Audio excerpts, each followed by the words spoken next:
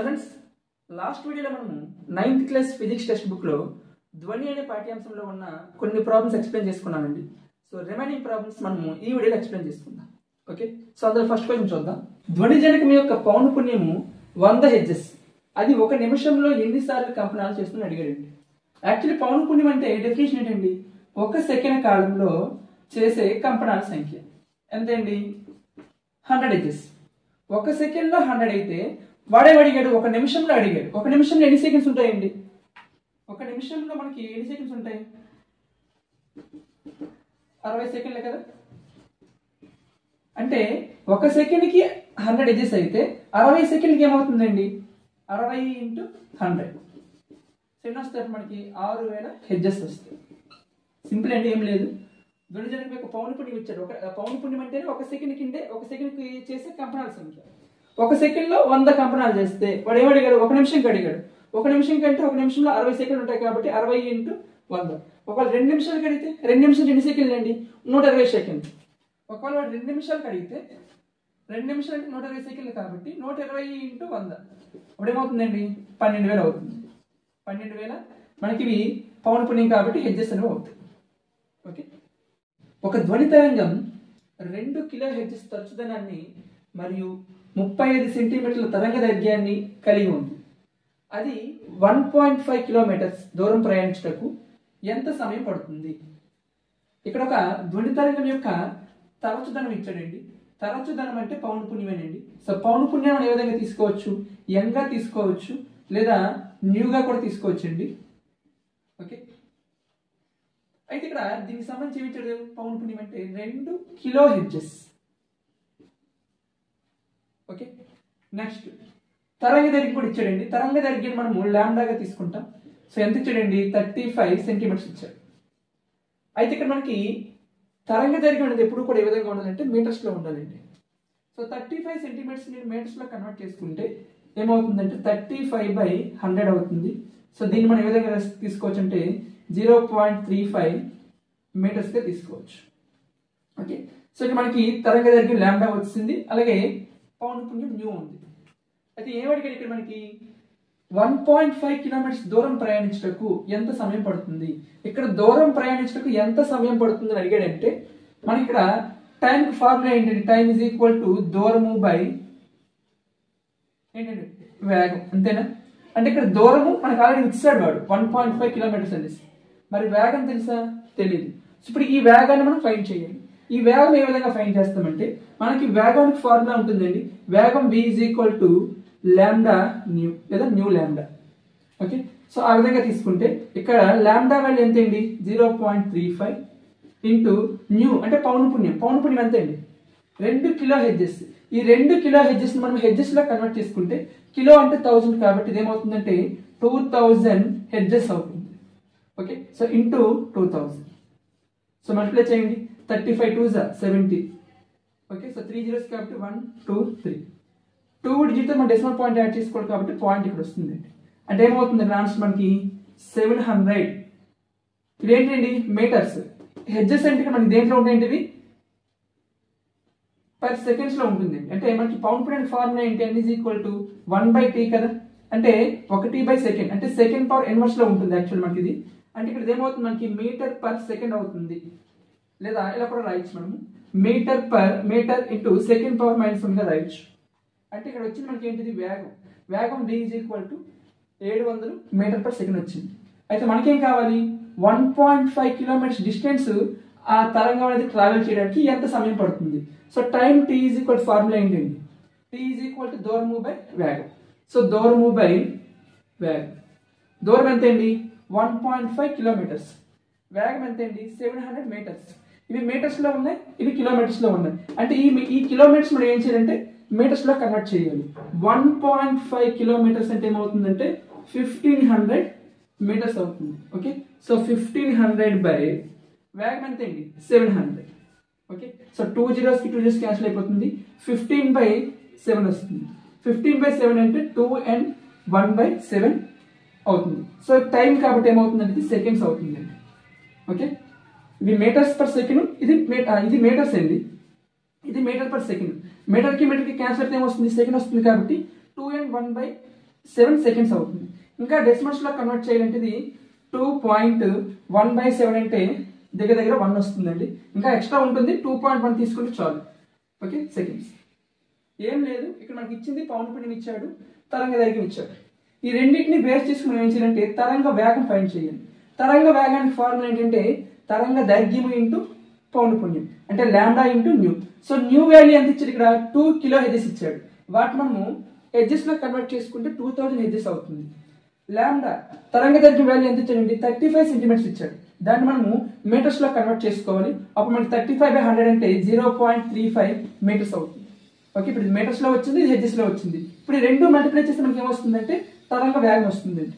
Okay, ఆ రెండు multiply చేస్తే సింప్లిఫై చేస్తే ఏమొచ్చింది, 700 మీటర్ పర్ సెకండ్ వచ్చింది. అదేంటంటే తరంగ వేగం. తరంగ వేగం తెలుసు, తరంగం ప్రయాణించిన దూరం తెలుసు. అది ప్రయాణించడానికి పట్టిన సమయం కావాలంటే సమయం t అంటే కాలం t is equal to formula ఏంటి, దూరము బై వేగం. ఓకే, సో దూరము బై వేగం చేస్తే మనకి ఏమొస్తుందంటే 1500/700. ఇది 1500 ఎందుకు తీసుకున్నాను, 1.5 కిలోమీటర్స్ ఇచ్చాడు. మనకి స్పీడ్ అనేది మీటర్లో ఉంది, ఇది కిలోమీటర్లో ఉంది. కాబట్టి దీన్ని నేను ఏం చేశానంటే మీటర్స్లో కన్వర్ట్ చేసుకున్నాను. సో 1.5 కిలోమీటర్స్కి ఎన్ని మీటర్స్ అవుతుందంటే 1500 మీటర్స్ అవుతుందండి. సో 1500 మీటర్స్ కాబట్టి 1500/700 అవుతుంది. సో సింప్లిఫై చేసుకుంటే 2n1/7 సెకండ్స్ వస్తుంది. ఇంకా డెసిమల్స్లో రాయాలనుకుంటే 2.1 సెకండ్స్ అవుతుంది. నెక్స్ట్ వన్ చూడండి, ఇక్కడ ఒక రాయి 500 మీటర్ల ఎత్తుగల శిఖరం పైభాగం నుండి శిఖరం ఆధారం దగ్గర గల నీటి కుంటలో విసరబడింది. నీటి కుంట నుండి వచ్చిన ధ్వని పైభాగానికి ఎప్పుడు వినబడుతుంది? ప్రాబ్లం ఏం లేదండి. ఇక్కడ చూడండి, ఇక్కడ ఒక శిఖరం ఉందండి. ఓకే, సో ఎత్తైన శిఖరం. ఇప్పుడు ఒక బిల్డింగ్ తీసుకుందాం మనం దాన్ని. దీని ఎత్తు ఎంత అంటే 500 మీటర్లు. ఓకే, సో ఇక్కడ నుండి ఒక రాయిని కిందకి విసిరామండి. కిందకి విసిరినప్పుడు ఏమైంది, ఆధారం దగ్గర అంటే ఈ నేల భాగం అర్థమండి. సో ఇక్కడ ఏముందంటే వాటర్ ఉంది. ఈ రాయి కిందకి విసిరినప్పుడు ఈ రాయి ఏమవుతుంది, ఈ నీటిలో పడుతుంది. పడిన తర్వాత ఒక శబ్దం వస్తుంది కదా, ఆ శబ్దం అనేదేమో ఇక్కడున్న నీకు ఎప్పుడు వినిపిస్తుంది అని అడిగాడు క్వశ్చన్. ఓకే, సో ఇక్కడ మనకి ఫస్ట్ ఇక్కడ మన 2 రకాల ప్రాబ్లమ్స్ దీంట్లో ఉన్నాయండి.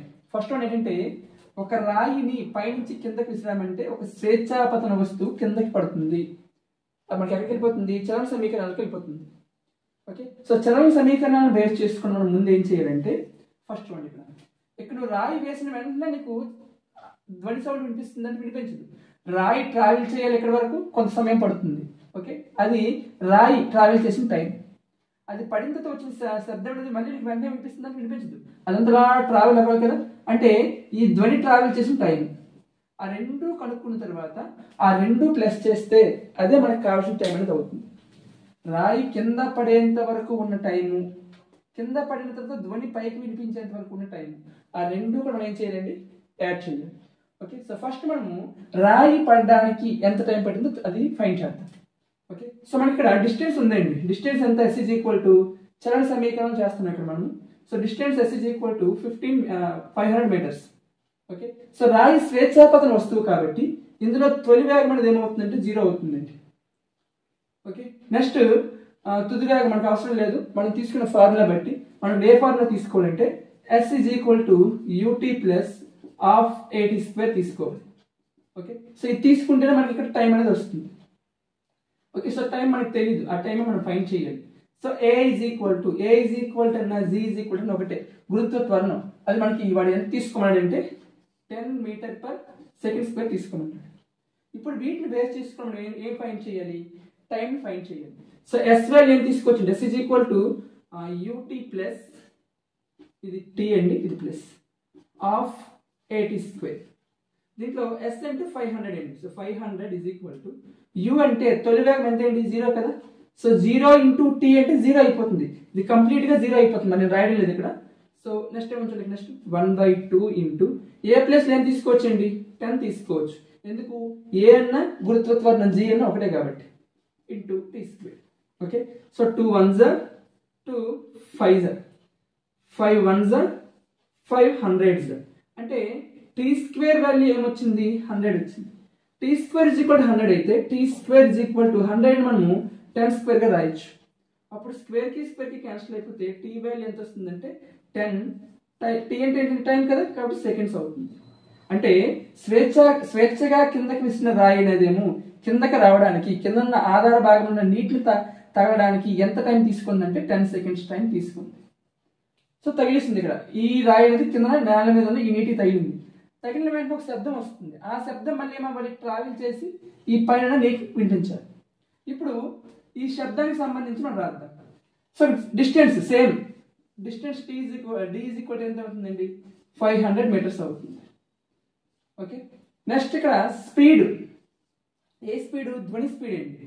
ధ్వని స్పీడ్ ఏమవుతుంది? ఇక్కడ మనకి ధ్వని అనేది ఎక్కడ ట్రావెల్ చేసింది? గాల్లో కదా ట్రావెల్ చేసింది.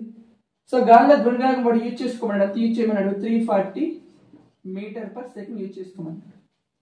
ఓకే, సో టైం కావాలి. ఇప్పుడు మన టైం ఈజ్ ఈక్వల్ ఫార్ములా ఏంటండి? డిస్టెన్స్ బై స్పీడ్ కదా. సో డిస్టెన్స్ అంతా 500 మీటర్స్, స్పీడ్ ఎంత అండి 340 meters, 340 meter per second. Okay, so simplify చేయండి. 0 0 క్యాన్సిల్ అవుతుంది. 50/34 కదా. సో 15 మనము 34తో డివిజన్ చేస్తే 34 1 34 16 పాయింట్ పెట్టి 0 యాడ్ చేయండి. 34 5 150 ఎక్కువైపోతుంది. 34 4 120 ప్లస్ 16 136. ఓకే, ఎంత వస్తుంది? ఇది 4, ఇది 2, 24. డెసిమల్ పాయింట్ మళ్ళీ 0 యాడ్ చేసుకోండి. 34 5 6 చూడండి. 34 ఇంటూ 6 180 ప్లస్ 24 7 తీసుకున్నాం అనుకోండి. 210 ప్లస్ 28. ఓకే, 7 తీసుకుందాం. 7 తీసుకుంటే 34 7 7 4 28 8 2 21 ప్లస్ 2 23. సో 2 ఇంకా వస్తూనే ఉంటుంది అండి. సో అప్రాక్సిమేట్ వాల్యూ ఎంత వచ్చింది? ఇక్కడ మనకి 1.47 సెకండ్స్ వచ్చింది. అంటే ఈ రాయి పడిన తర్వాత వచ్చిన ధ్వని శబ్దం అనేదేమో ఈ పైన ఉన్న నీకు వినిపించడానికి ఎంత సమయం పట్టిందంటే 1.47 సెకండ్స్. ఇది రాయి పడిన తర్వాత ధ్వని ట్రావెల్ చేసిన టైం, రాయి పడినప్పుడు టైం. సో రాయి వేసినప్పటి నుంచి ఆ రాయి పడిన తర్వాత నీకు ధ్వని వినిపించేంత వరకు ఎంత టైం అయింది? అక్కడ ముందు 10 సెకండ్స్ రాయి పడడానికి టైం పట్టింది, అలాగే 1.47 సెకండ్స్ నీకు వినపడడానికి టైం పట్టింది. అంటే టోటల్ టైం ఏమవుతుందంటే ఇక్కడ టోటల్ టైం అంటే నువ్వు ఆ రాయి కిందకి విసిరిన తర్వాత నీకు ధ్వని వినిపించడానికి ఎంత సమయం తీసుకుందంటే ఇక్కడ 10 సెకండ్స్ టైం తీసుకుంది రాయి పడడానికి, అలాగే అక్కడ 1.47 సెకండ్స్ తీసుకుంది ధ్వని ట్రావెల్ చేయడానికి. సో టోటల్గా 11.47 సెకండ్స్ మనకి ధ్వని అనేది ట్రావెల్ చేస్తుంది. అంటే ధ్వని నీకు వినిపిస్తుంది. రాయి ఈ 500 మీటర్స్ ఎత్తుగల శిఖరం నుండి ఒక రాయిని విడిచినప్పుడు ఆ రాయి పడ్డానికి ఎంత టైం తీసుకుంది? 10 సెకండ్స్ టైం తీసుకుంది. పడిన తర్వాత వచ్చిన ధ్వని నీకు వినిపించడానికి 1.47 సెకండ్స్ టైం తీసుకుంది. సో టోటల్ టైం ఏమవుతుందంటే రాయి విసిరిన వెంటనే నీకు 11.47 సెకండ్స్ తర్వాత నీకు ఒక ధ్వని అనేది వినిపిస్తుంది. ఓకే, సో ఇది మనకి ఈ ప్రాబ్లం ఏం లేదు. ప్రాబ్లంలో మనకి ఇక్కడ 2 రకాల ప్రాబ్లమ్స్ ఉన్నాయి. మన చలన సమీకరణాలను యూజ్ చేసి ఇక్కడ s = ut + ½ at² బేస్ చేసుకుని మనం ఇక్కడ t వాల్యూ ఫైండ్ చేయాలండి. ఎందుకు t వాల్యూ ఫైండ్ చేయాలి? ఇక్కడ ముందు రాయి వేసిన వెంటనే నీకు సౌండ్ రాదు, రాయి నీకు కిందన పడాలి. రాయి కింద పడుతుందంటే మీనింగ్ ఏంటండి? అదొక స్వేచ్ఛాపతన వస్తువు. స్వేచ్ఛాపతన వస్తువు కిందకి పడినప్పుడు దాని యొక్క తొలి వేగం 0 అవుతుంది. వాడు డిస్టెన్స్ ఇస్తాడు ఇక్కడ. సో అందుకే ఇక్కడ s అంటే డిస్ప్లేస్మెంట్ లేదా స్థానభ్రంశం ఎలా తీసుకోవచ్చు మనము. సో 500 మీటర్స్ అవుతుంది ఇక్కడ మనకి. ఇక్కడ మనకి s = ut + ½ at² formula use చేస్తే మనకి s వాల్యూ మనకు తెలుసు, u వాల్యూ 0 కాబట్టి మొత్తం 0 అయిపోతుంది. ఇక్కడ a వాల్యూ మనకు తెలుసు, దీన్ని బట్టి మనం చేసుకుంటే t వాల్యూ వస్తుంది. ఇది మనకి రాయి పడడానికి తీసుకున్న టైం. రాయి పడిన తర్వాత వచ్చిన ధ్వని వినిపించడానికి టైం పడుతుంది కదా. సో మనకి ఇక్కడ డిస్టెన్స్ తెలుసు 500 మీటర్స్. ఈ 500 మీటర్స్ డిస్టెన్స్ ట్రావెల్ చేయాలి. ఇది ధ్వని ఇక్కడ పడిన తర్వాత ఈ బిల్డింగ్ పైన నీకు వినిపించాలంటే ఈ బిల్డింగ్ ఎంత ఎత్తు అయితే ఉందో అంత ఎత్తు నీకు ఈ ధ్వని అనేది ట్రావెల్ చేయాలి. కాబట్టి 500 మీటర్స్ తీసుకున్నాం. నెక్స్ట్ స్పీడ్ వాడు ఇస్తాడు, గాల్లో ధ్వని ప్రవహిస్తుంది కాబట్టి గాల్లో ధ్వని వేగం అప్రాక్సిమేట్గా 340 మీటర్స్ పర్ సెకండ్ తీసుకోమని చెప్పాడు. సో ఆ రెండు తీసుకున్నాం. ఇక్కడ టైం ఈజ్ ఈక్వల్ ఫార్ములా ఏంటండి? డిస్టెన్స్ బై స్పీడ్ కాబట్టి సింప్లిఫై చేసి మనకి 1.47 సెకండ్స్ అనేది వస్తుంది. ఓకే, సో ఇది మనకి ధ్వని ట్రావెల్ చేసిన టైం, ఇది రాయి ట్రావెల్ చేసిన టైం. ఈ రెండు ప్లస్ చేస్తే మనకి ఏమొస్తుందంటే ధ్వని నీకు వినిపించడానికి పట్టిన టైం అనేది వస్తుంది. ఓకే, నెక్స్ట్ వన్ చూడండి. ఇక్కడ ఒక ధ్వని తరంగం 339 మీటర్ పర్ సెకండ్ వేగంతో ప్రయాణిస్తుంది. దాని తరంగ దైర్ఘ్యం 1.5 సెంటీమీటర్స్. అయినా తరంగ పౌనఃపున్యం ఎంత అడిగాడండి ఇక్కడ. సో ఇక్కడ మనకి ప్రాబ్లంలో వేగం ఇచ్చాడు, అలాగే తరంగ దైర్ఘ్యం ఇచ్చాడు, అలాగే ఏమడిగాడు, తరంగం యొక్క పౌనఃపున్యం అడిగాడు. సో వేగానికి అలాగే తరంగ దైర్ఘ్యం లాంబ్డాకి అలాగే ఫ్రీక్వెన్సీ పౌనఃపున్యం న్యూకి ఇక్కడ సంబంధం ఏంటండి. So v is equal to new lambda లేదా లాంబ్డా న్యూ. ఓకే, సో దీంట్లో మనకి ఏం కావాలి, పౌనఃపున్యం కావాలి. పౌనఃపున్యం అంటే ఏంటండి, న్యూనే కదా. So nu is equal to ఈ లాంబ్డా ఇక్కడ ఏమవుతుంది, న్యూని మల్టిప్లై చేస్తుంది, ఈజ్ ఇక్కడ వస్తే బై లాంబ్డా అవుతుందండి, అంటే v by lambda. Okay, so మనకి తరంగం యొక్క పౌనఃపున్యానికి ఫార్ములా వచ్చింది. ఇప్పుడు ఈ ఫార్ములా యూజ్ చేసి తరంగం యొక్క పౌనఃపున్యం ఫైండ్ చేయాలి. అయితే ప్రాబ్లంలో ఏమి ఇచ్చాడు చూడండి, తరంగం యొక్క వేగం ఇచ్చాడు, వాడు ఎంత ఇచ్చాడు, 339 metre per second. Okay, next ఇంకేం ఇచ్చాడు, తరంగ దైర్ఘ్యం ఇచ్చాడు, అంటే లాంబ్డా ఇచ్చాడు, వేవ్ లెంత్ ఎంత ఇచ్చాడు, 1.5 centimetres. Okay, so nu is equal to v ఎంత అండి, 339 బై లాంబ్డా వాల్యూ ఎంత ఇచ్చాడు ఇక్కడ, 1.5 సెంటీమీటర్స్. ఆ 1.5 సెంటీమీటర్స్ ఇక్కడ తీసుకుంటే అది రాంగ్ అయిపోతుంది, ఎందుకంటే ఇవి మీటర్స్ లో ఉన్నాయి, ఇవి సెంటీమీటర్స్ లో ఉన్నాయి. కాబట్టి ఈ సెంటీమీటర్స్ లో దాన్ని మనము మీటర్స్ లోకి కన్వర్ట్ చేయాలి. అంటే ఏం చేయాలంటే 1.5 మనము 100 తో డివిజన్ చేయాలి. సో సెంటీమీటర్స్ ని మీటర్స్ లో కన్వర్ట్ చేయాలంటే బై 100 తీసుకోవాలండి. ఓకే, సో సింప్లిఫై చేస్తే ఏమవుతుందంటే 0.015 మీటర్స్ అవుతుంది. సో దీన్ని మళ్ళీ మనం ఫ్రాక్షన్ గా తీసుకుంటే 15/1000 మీటర్స్ అవుతుంది. ఓకే, సో ఇక్కడ మనకి ఈ డెసిమల్ పాయింట్ అనేది ఏమవుతుందంటే ఈ డినామినేటర్ లో 100 ఉంటే లెఫ్ట్ సైడ్ 2 ప్లేసెస్ జంప్ అవ్వాలి. అంటే 1.5 ఉంది కదా, ఇక్కడికి 1 ప్లేస్. సో సెకండ్ ప్లేస్ లేదు కాబట్టి ఇక్కడ 0 యాడ్ చేసుకుని ఇక్కడ మనం పాయింట్ పెట్టుకోవాలండి. అందుకే పాయింట్ 0.015 అనేది మనకు ఆన్సర్ అయింది. సో దీన్ని మళ్ళీ మనం ఏం తీసుకోవాలంటే ఫ్రాక్షన్ గా తీసుకున్నప్పుడు 15 బై డెసిమల్ పాయింట్ ప్లేస్ లో 1 అని తీసుకుంటాం. 3 డిజిట్స్ ఉన్నాయి కాబట్టి 3 జీరోస్ తీసుకోవాలి, అంటే 15/1000. ఓకే, సో ఇక్కడ చూడండి v ఈజ్ ఈక్వల్ టు మనము న్యూ ప్లేస్ ఏం తీసుకోవాలి, ఇక్కడ new is equal to v by lambda కదా. సో లాంబ్డా ప్లేస్ ఏం తీసుకోవాలి, మనము 15/1000 తీసుకోవాలి. ఓకే, సో ఎప్పుడైతే ఫ్రాక్షన్ లో డినామినేటర్ లో మనకు ఒక ఫ్రాక్షన్ ఉంటే ఏమవుతుంది, రెసిప్రోకల్ న్యూమరేటర్ మల్టిప్లై చేస్తుంది.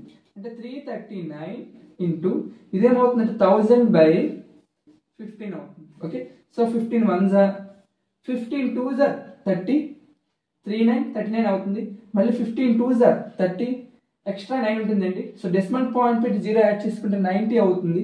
15 6s 90.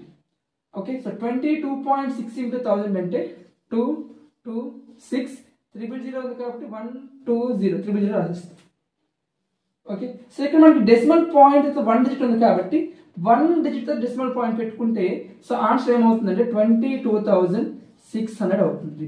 ఇదేంటండి, న్యూ కదా. సో న్యూ అంటే పౌనఃపున్యం. పౌనఃపున్యం దేంట్లో ఉంటుంది, హెడ్జెస్ లో ఉంటుంది. ఓకే, సో ఈ విధంగా చేయాలండి. సో మనకి ఇక్కడ తరంగ దైర్ఘ్యం ఇచ్చాడు, అలాగే తరంగం యొక్క వేగం ఇచ్చాడు, పౌనఃపున్యం అడిగాడు. సో మనకి v తరంగ వేగం v is equal to new lambda లేదా లాంబ్డా న్యూ. సో దాన్ని బేస్ చేసుకొని మనము న్యూ ఫార్ములా తీసుకుంటే తరంగం యొక్క వేగము బై తరంగ దైర్ఘ్యం అవుతుంది. Okay, so wave speed by wave length. So దీన్ని సింప్లిఫై చేసుకున్నప్పుడు మనము ఈ తరంగ దైర్ఘ్యం వేవ్ లెంత్ అనేది ఎప్పుడు కూడా మనకి మీటర్స్ లో ఉండాలి, సెంటీమీటర్స్ ఉంటుందని మనం మీటర్స్ లో కన్వర్ట్ చేయాలి. ఒకవేళ స్పీడ్ గా మనకి కిలోమీటర్/అవర్ లో ఉందనుకోండి, అప్పుడు దీన్ని మనం మీటర్ పర్ సెకండ్స్ లో కన్వర్ట్ చేసుకోవాలి. ఓకే, సో ఆ విధంగా కన్వర్ట్ చేసుకొని చేస్తే మనకి 22,600 హెడ్జెస్ అనేది వస్తుంది. ఓకే, సో ఇది మనకి 9th క్లాస్ ధ్వనిలో లాస్ట్ ప్రాబ్లం ఏంటి. సో ఓకే, సో ఇక్కడతో మనకి 9th క్లాస్ ధ్వని సంబంధించిన ప్రాబ్లమ్స్ ఎక్స్ప్లెయిన్ చేసి తీసుకున్నాం కంప్లీట్ గా. సో నెక్స్ట్ వీడియోలో మనము వేరే కాన్సెప్ట్ తీసుకొని దాంట్లో ప్రాబ్లమ్స్ ఎక్స్ప్లెయిన్ చేసుకుందాం. ఓకే, సో మనకి ఏ ప్రాబ్లం చేయాలన్నా సరే ఫిజిక్స్ పరంగా మనము ఆ కాన్సెప్ట్ అనేది నేర్చుకోవాలండి. అండ్ ఆ కాన్సెప్ట్ నేర్చుకుంటేనే ఆ ప్రాబ్లం మనం ఈజీగా నేర్చుకోవచ్చు.